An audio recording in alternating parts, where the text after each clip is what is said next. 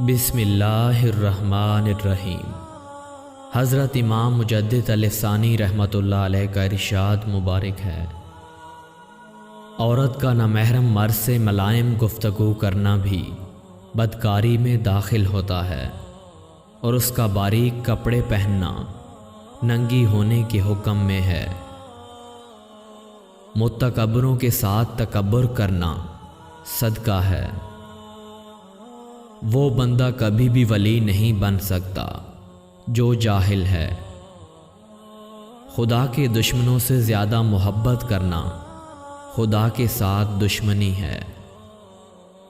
آخرت کا کام آج کر، دنیا کا کام کل پر چھوڑ دے۔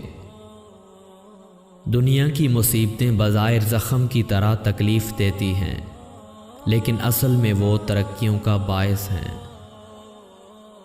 ظاہر اصل میں باطن کا نمونہ ہوتا ہے۔ کفر کے بعد سب سے بڑا گناہ دل آزاری ہے، خواہ مومن کی ہو یا کافر کی۔ علم ایک حقیقت ہے اور جہالت عدم علم۔ تمام مخلوقات میں زیادہ محتاج انسان ہے۔ حق تعالیٰ کی رضا شیخ کی رضامندی سے وابستہ ہے۔ اہل و عیال کے ساتھ حد سے زیادہ محبت مت کر کہ ضروری کاموں میں فتور آئے۔